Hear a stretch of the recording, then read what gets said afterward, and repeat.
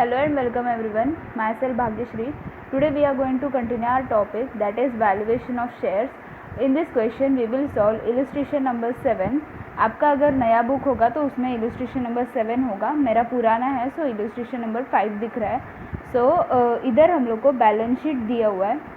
उसके बाद हम लोग डायरेक्टली देखेंगे कि हम लोग को क्या फाइंड आउट करना है. सो इधर हम लोग को बोला है you are required to calculate the following for each one of 3 categories of equity shares appearing in the above mentioned balance sheet.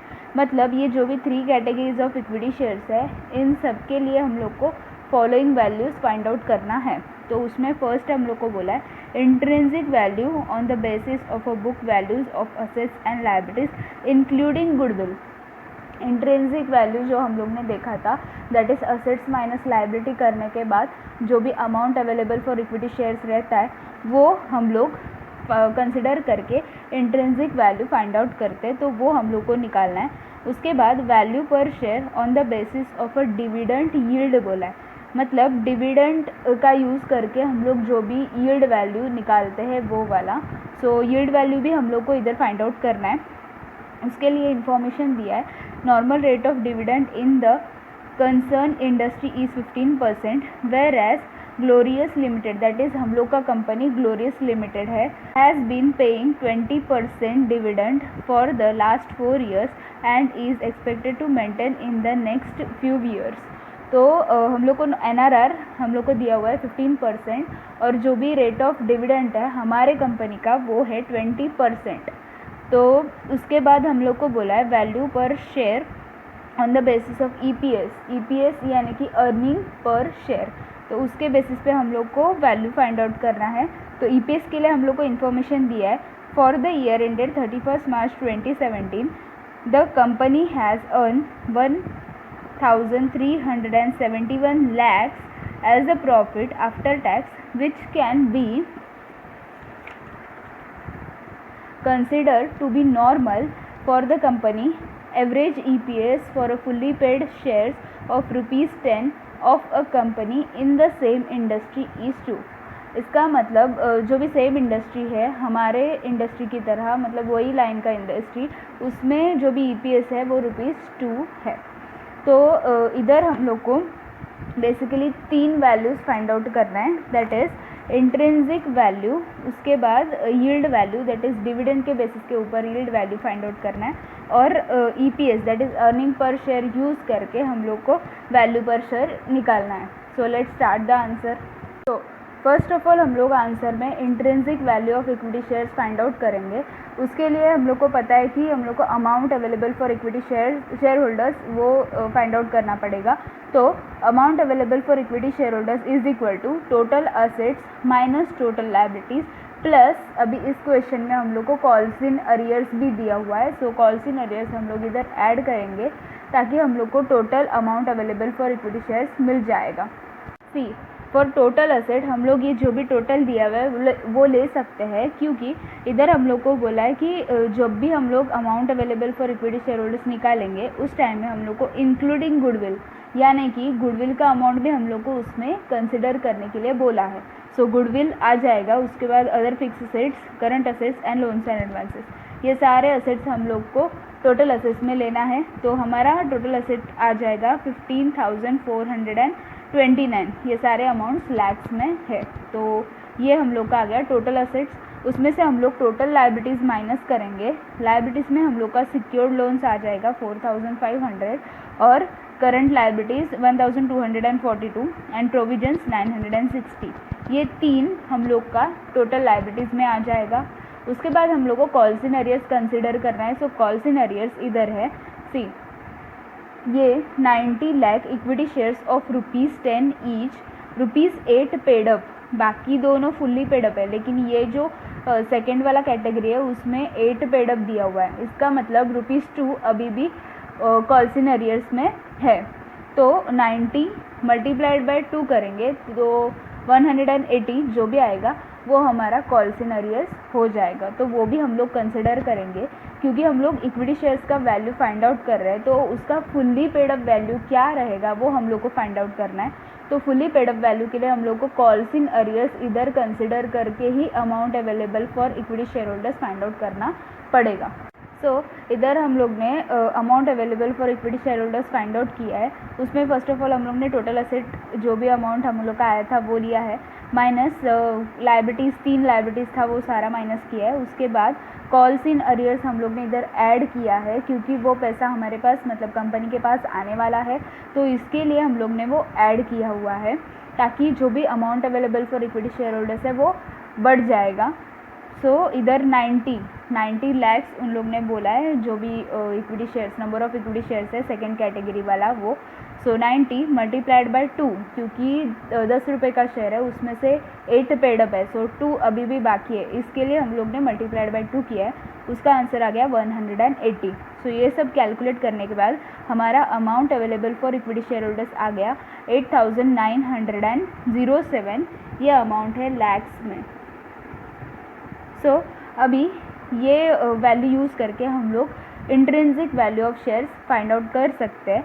अभी जनरली हम लोग क्या करते थे कि amount available for equity share holders divided by number of equity shares करके हम लोग easily intrinsic value per share find out करते थे।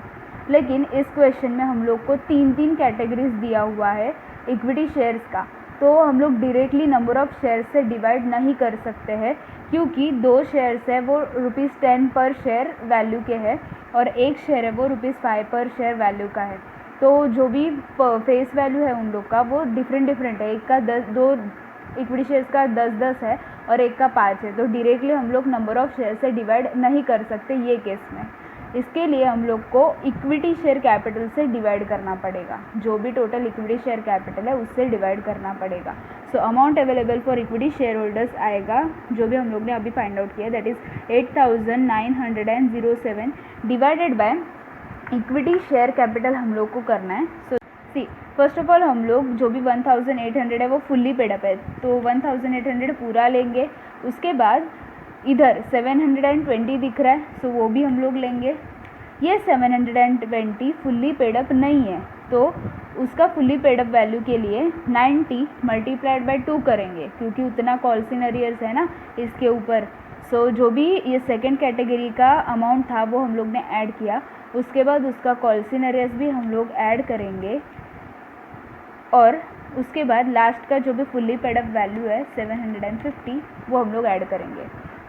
फर्स्ट ऑफ ऑल 1800 आएगा, प्लस ये जो भी 720 है वो आ जाएगा। उसके बाद जो भी कॉल्स इन अरियर्स है 180 वो भी आएगा, और 750 फुल्ली पेड अप वैल्यू है वो। तो हम लोग का टोटल आ गया 3450। ये हम लोग का इक्विटी शेयर कैपिटल आ गया, 3450।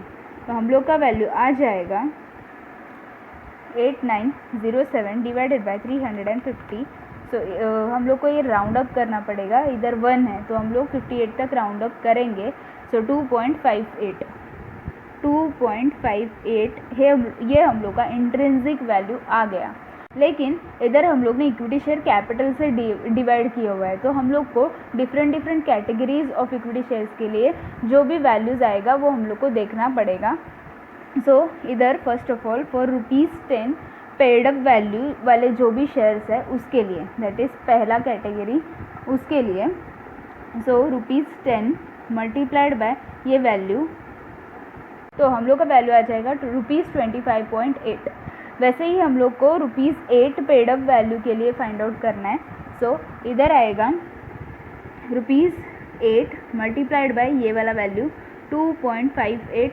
हम लोग का आंसर आ जाएगा 20.64। वैसे ही हम लोग को ₹5 के लिए फाइंड आउट करना है, ₹5 मल्टीप्लाइड बाय ये वाला वैल्यू 2.58। तो हम लोग का आंसर आ जाएगा 2.58 मल्टीप्लाइड बाय 5, दैट इज़ 12.9। इधर हम लोग का जो भी फर्स्ट पार्ट था क्वेश्चन का, थर्ड क्वेश्चन हम लोग को पूछा हुआ है, that is intrinsic value find out करना है, यील्ड वैल्यू डिविडेंड के बेसिस के ऊपर और value per share earning per share के ऊपर। तो उसमें से हम लोग का फर्स्ट पार्ट हो गया, that is intrinsic value of equity shares. जो भी 3 कैटेगरीज हम लोग को दिया हुआ है उसका वैल्यूज़ हम लोग ने फाइंड आउट किया।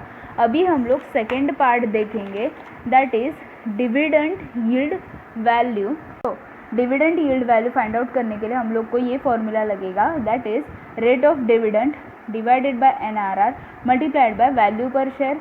सो रेट ऑफ डिविडेंड हम लोग को क्वेश्चन में क्या बोला है कि ग्लोरियस लिमिटेड, दैट इज़ हम लोग का कंपनी कितना रेट ऑफ डिविडेंड ऑफर करता है, दैट इज़ 20, और similar companies that is concern industry में 15% रेट ऑफ डिविडेंड है।